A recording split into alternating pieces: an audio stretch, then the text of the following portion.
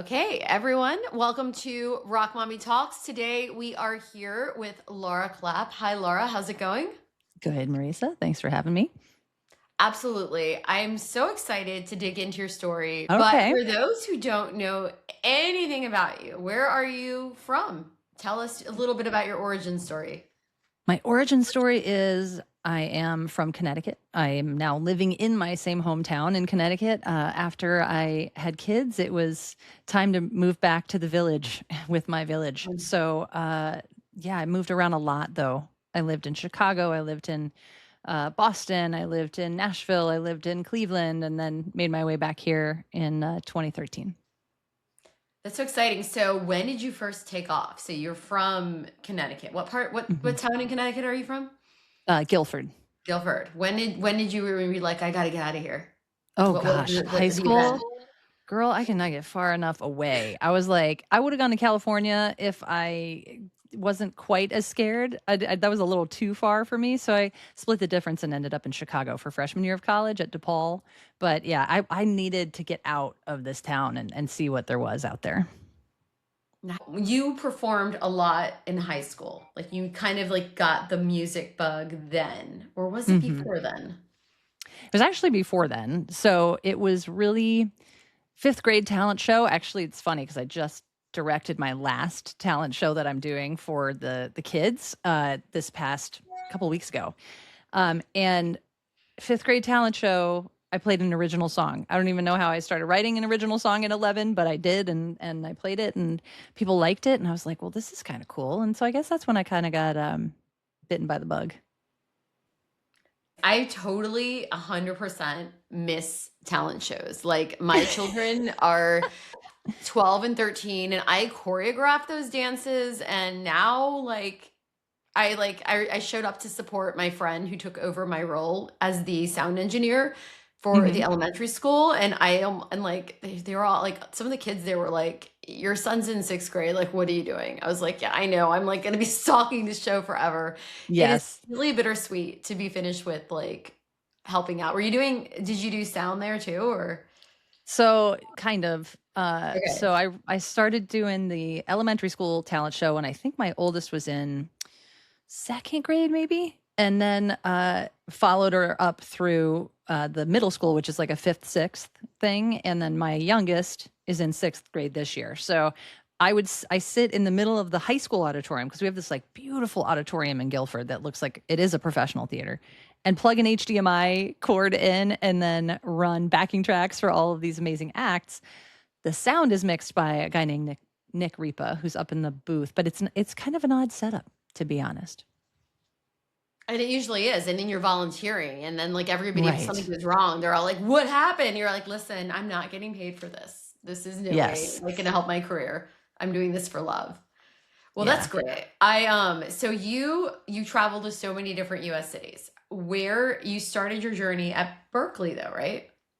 Started at DePaul University, freshman year of Oh, college, Paul. Okay. and transferred. I was studying opera. I thought I had this grand idea that I was going to study opera and get this great classical, bedrock and foundation, Okay. and then gig all over Chicago. Well, fun fact, when you're 18 years old, you can't gig because you can't get into any of the bars. So I had nowhere to play and I wasn't loving it. I loved the people, I loved the city, but I just didn't love it. So I transferred to Berkeley for sophomore year of college, and that's where I ended up finishing. I just wanted to play out and get, build up my chops and play out my original music. And that was not happening. I did have a big gig right before I left. That was my like going away show. So that was cool. I think it was called Grant's Tavern. I have no idea how I remember that. But anyway, so then I transferred to Boston and it was really fun. Okay, like I know a few people at Berkeley. I'm sure everybody knows a few people at Berkeley, and that's Yeah. really cool. Like I can imagine because everyone there, like to even get in is hard. Like everyone there has huge ambitions. Was it more competitive than Chicago? Like how Oh, did yeah. it sort of sit with you when you got there? Well, I mean, DePaul is a university that has multiple disciplines and majors, right? But Yeah. Berkeley, it's all in on music. So it was rock and roll college.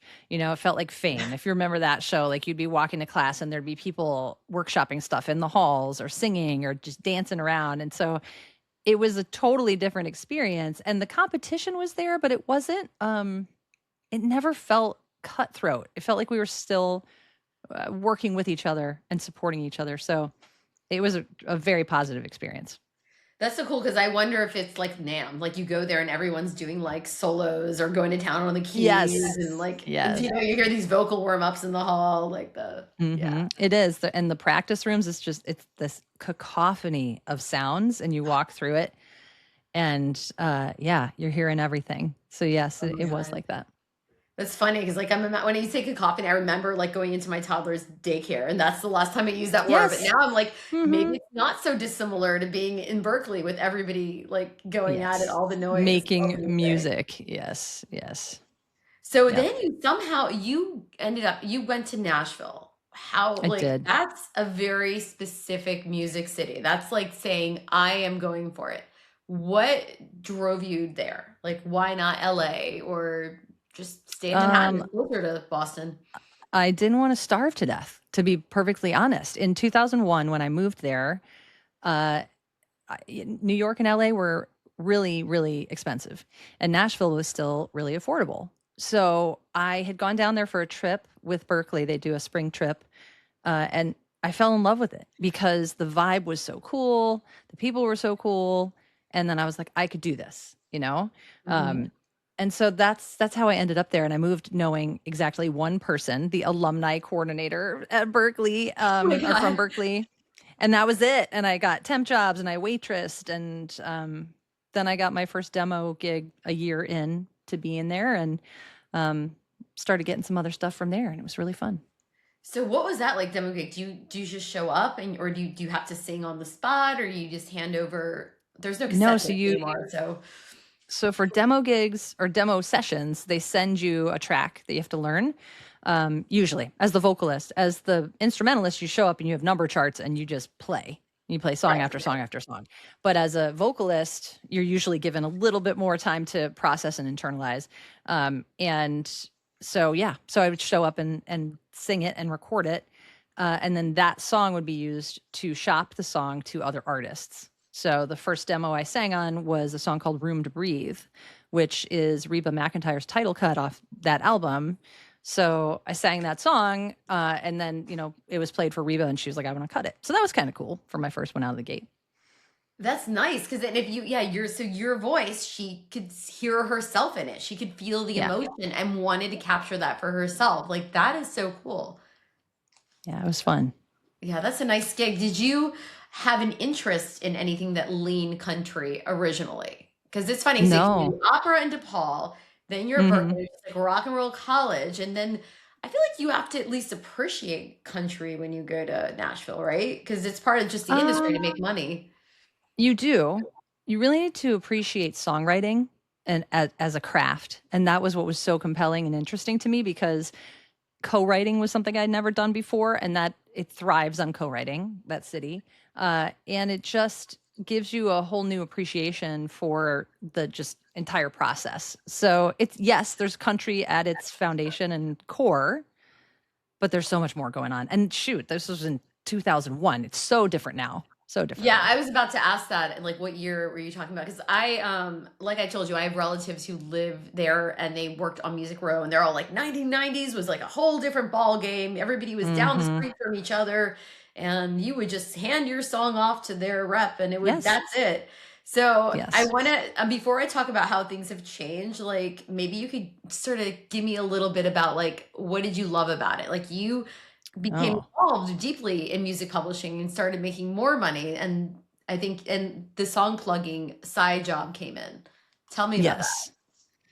yes. So I got a job working at this place called Paramount Music Group, which is a horrible place. It was essentially a place where people could send in their songs, loose term, of lyric sheets, and have them recorded by musicians, Nashville musicians, and then have we would shop those songs. We would have a song plugger go into the publishing houses and play those for the song placement people and managers, and see if they wanted to do them. Well, there were some songs that would come into Paramount Music Group that were actually great, and so I was the plugger for them for a bit. Mhm. But on Music Row, it was so trippy. I was 24 years old, 25, going into these major publishing groups and major labels, sitting in an office across the table from this exec and being like, what are you looking for? Oh, here, I have that song. I have this song. And you know, just knowing which one to pull. And I had this like MP3 player that I brought that I just set up and played the songs. They say yes, no, pass, hold, whatever. And it was really cool. I imagine it's like being a stylist, right? Mm-hmm. Exactly. Like, You're trying to what's the find the vibe? right. Like, what are you feeling? Like, and was this so? And yeah, and I'm wondering if it's not some like shows, if like with sync licensing, it's probably a similar process. Like, you don't know what Right. you know until you Right. hear it, but the right person like you will put sounds in front of the decision makers. Yes. Put That ideas, fit. stir their inspiration, stir their mind a little bit. Yes, exactly. God, that's hard because you almost have to know them and like what they're thinking and really have this sort of intuitive sense of like, you know, where they want to go next. Mm-hmm. That instinct, how has that served you in your own work? So I want to talk because I've heard you have this incredible album. It's like a coffee house album. What is it called? I remember hearing it and I was just like, that one is good. It was a play leaving. Oh, leaving Nashvegas? Yes, I love it. And I was like, she is so in her element. This album is heartfelt, it's joyful, and it's sort of a specific bittersweet emotion. Like, how did some of the Thank you. experiences you have help you hone your craft and the message that you wanted to deliver through your music and the songs for an album like that? I mean, I write from life experience. I'm not one of those people who can do that very well when I'm watching somebody else and write their story. Although I have had some songs, and this album that's coming out, Chameleon, has a lot of that where I've taken from others. But Leaving Nashvegas was a very personal album, and it was just written from my stories from moving to Nashville till when I left. That is such a clever title too. Oh, Everyone yeah, gets people call it Nashvegas, or I don't know if they still do, but yeah. But it is like that, and it's a very loud, very like you go there seeking like the glitz and glamour, the opportunity, like all of the things, and you know you're a little rougher but tougher when you leave. It's not, you know, it's like almost like leaving any major city. One thing I can relate to is that you returned home. I don't know if you felt this way, and I'm curious. When I left Brooklyn and decided to get married and have children, there was a moment where part of me was like, I have given up on being a big star in this vein. There was a small part of me like, my life is now the suburbs. Now that was what I thought then. Now I've discovered that doesn't mean there's a whole new creative realm. But like when you started to give up on that being the star in that big city, I felt something. Was there anything like that in you? Like a little bit of like, oh, I'm kind of bummed to leave this part of my life behind, because I remember how I felt when I entered it. Yeah, I think because I moved out of Nashville right after I got married, it kind of made sense to have that next jump. So I'd been there for 7 years, which was a good chunk of time. I was sad because they call it a 5-year town. You really have to put in the time in Nashville for people to trust you to work on their sessions and work on their songs. And so I'd put in the time, and things were really starting to happen in some exciting ways. But personally, I felt it was time to move. So it didn't feel like I was leaving anything behind. I do miss that city desperately, though. And so anytime I get a chance to go back for work, I'm like, yes, I'll be there. Sign me up. Hoping to get there a couple times this year. I haven't been for a couple of years. Yeah, I haven't been. I've only been a few times. I think my band played at Third and Lindsley. So nice. I played there many times. Yeah. I have friends, I have family who are totally immersed in country, but I've always been in punk bands. So discovering that side of Nashville has been sort of interesting, the one that people don't talk about. But yeah, it's a great town. So I do want to talk about you became a mom probably around the same time I did, around the 2010s or earlier. 2011. Yep. 2011.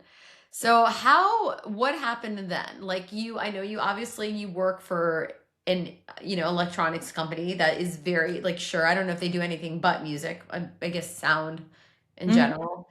What about your own art. How was it put on the back burner? Did it just look different when you became It looked a parent? different because before Shure, I worked for TC Helicon, which is a vocal effects processor company, and TC Electronic. I got hired by them in, I guess, 2006, 2007. And so I was there and kind of establishing that portion of my career before I had kids. And I also toured as a background singer during that time, which I got that background singing gig because of what I was doing with TC Helicon. So that part of my identity changed. And that I still miss to this day because that was like the artist I was with. I was told once I had kids, I was done, which was horrible. Oh my gosh. Wait, they would Yes. basically that because you couldn't be available to tour all the time and then you wouldn't get these opportunities again. Or no, even worse, they believe that the mom should stay home. Wow. Wow. Full stop. How did you Full respond to stop. something like that? See, this to me, this is shocking that in this day and age, Yeah. I see Yeah. people bringing their babies into offices. It's wild to imagine that somebody could even think to say that to you. I know. It was very shocking. And I guess though at that point, because I was touring to like Australia and Japan and like some pretty far away places. Yeah. So I was ready to also again make that change and be home to be a mom. But it was just this kind of like major paradigm shift and loss of identity a little bit to be like, oh, you want to be a mom? Well, now you can't do this. And it worked itself out though, because I couldn't really do my career and be a background singer and be a mom. That just was not going to fly because I already travel for work. So I knew that was going to be coming. But I am grateful to have been able to work in a job where I can travel and still be away from my children to let them learn that they'll be okay, if mom isn't there 24/7. So that's been one kind of benefit. What is your job? What do you do with Shure when you're not performing as an artist? So I work in something called market development, which is essentially going out into the field, engaging with people who know the brand, don't know the brand. So we're building awareness. We launch new products. We do content creation. We work with content creators. We teach people how to podcast and do all kinds of things. How to tap their mic. Like, I don't know. Yeah, no one knows before you hit record. You're like, since I have my Shure mic right here, you were like, just tap the top and you're good. Like, yes. oh yes. So yeah, I know. Sure. I don't really know who else does podcast. Like, there's really a lot of like intrinsic, like really good things going on with the branding there, I have to say. Right. So yeah 2020 was helpful for that. Everyone moved inside and everyone wanted to have a podcast or a live stream. And so, yes, USB microphones like you're using and I'm using have definitely got some attention. Yeah, that's great. So I do want to make sure, like, to go through, like, hearing that, to make a decisive decision to shift your music career a bit. Now you have a new record coming out and we're so excited about it. Tell us more. Yeah, so it's called Chameleon because when people ask me, what do I sound like? Who do I sound like? I never have a good answer, Marisa. So I just decided to stop fighting that and put out an album that sounds like a bunch of different things. So there's 10 songs on the album and it's taken 6 years to create and get out. That's a whole other story for another episode. And the songs are everywhere from straight ahead rock to country to very singer-songwriter-ish kind of arrangements. So it's all over the place, but still there's a common thread through it, I hope, of just self-discovery and empowerment and just listening to your inner voice. I love that. That's so cool. So you just one day you're like, God, I don't know what it is, but fuck it. And we're just gonna that is what it is. Yes. It's all the things. There is a song for everyone.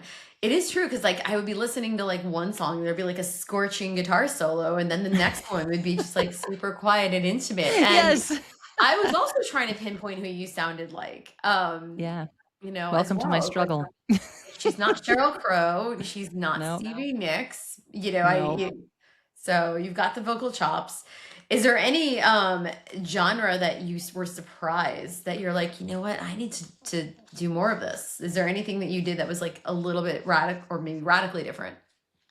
Well, I think as I've gotten older, anytime I get a chance to do like straight ahead rock, like Zeppelin kind of Yeah. rock, that is my jam. Like I love to just scream. You know, so like scream with purpose and pitch. So that's been something to kind of discover and learn about myself. I can be really quiet and delicate, but I love to just let it out. So that's been fun.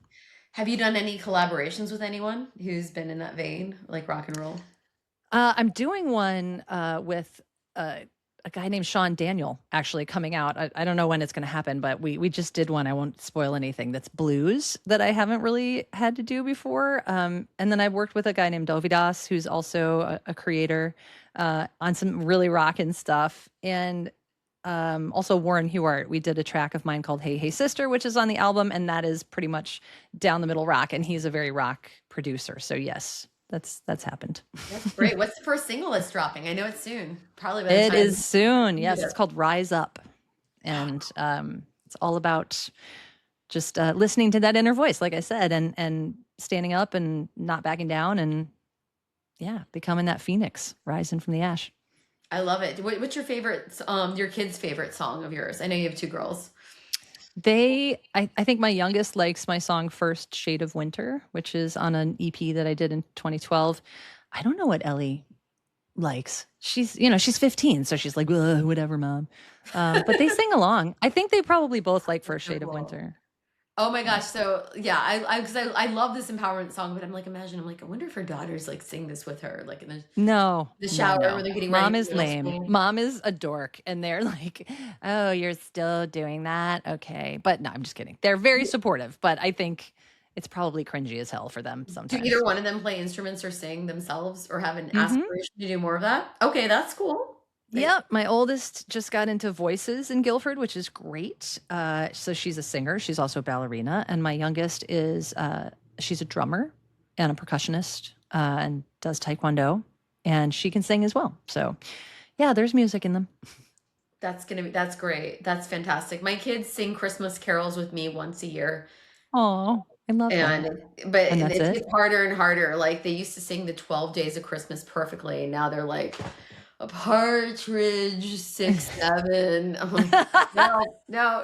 So I love that Yes. yours are in the vein and doing that with They you. So are. that's super cool. And we're super excited. What do you planned for this summer? So your single drops in June?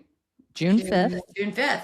Yes, I've got a I've show got- for that at North Madison Congregational Church. It's called the Occasional Coffee House. So we're going to use that as a single release, and I'll play the whole album, which I'm really excited about. Nice. And then I've got a gig the next day at Pause Place. I've got a show at the Liz Reed's Folk Festival at her house, the Reed Swale Folk Festival. I'm doing a block party. Like, there's just so many gigs that have happened because of Bigger Beast Records and Frank Fielli. So I'm super excited and grateful. How did I forget to ask about Frank and Bigger Beast? How did you Yes. how did you guys meet? I was trying to remember that. I think Brian Titus must have introduced us. And Brian and I went to Berkeley together. So he's on Bigger Beast. I'm on Bigger Beast. We met Frank, or he introduced me, and then I did Shelter from the Storm the year before, and it was great. It was unbelievable. So now I'm part of that in that fold, and Frank has been so generous with his time and getting gigs thrown my way. So yeah. Yeah, he's all about community, which is I one of the things I appreciate him. Really all Yes. about giving back to not only the state of Connecticut and the greater New England area, but just beyond that, like things he does, he wants to have a big impact with. Any Yes. chance you're going to get out of the Nutmeg State? Good elsewhere in New England or? Not well, yes. I'm doing one of the 21 songwriters festivals with Bigger Beast in Mass. And yeah, then we're looking to expand and do some more shows. Thanks to Frank, he wants me to get out of my comfort zone and travel a little bit, but I don't know what yet. Girl, I'm from Maryland, so I can hook you up. You just Oh, let me nice. know. Well, I just missed the 21 Songwriters Maryland. I had to not participate, which was very sad. But yeah, I'd love to get down there. That's my home state. Well, anything before we go, and thank you so much for joining us today. I want to always ask, what advice do you have for the other rock and roll moms out there? Country moms, opera moms. Don't ever stop. You know, you're going to feel like it's selfish to keep doing it, or you don't have enough time, or you're tired. Just don't stop. Just do something to keep that flame going. And just let yourself have that.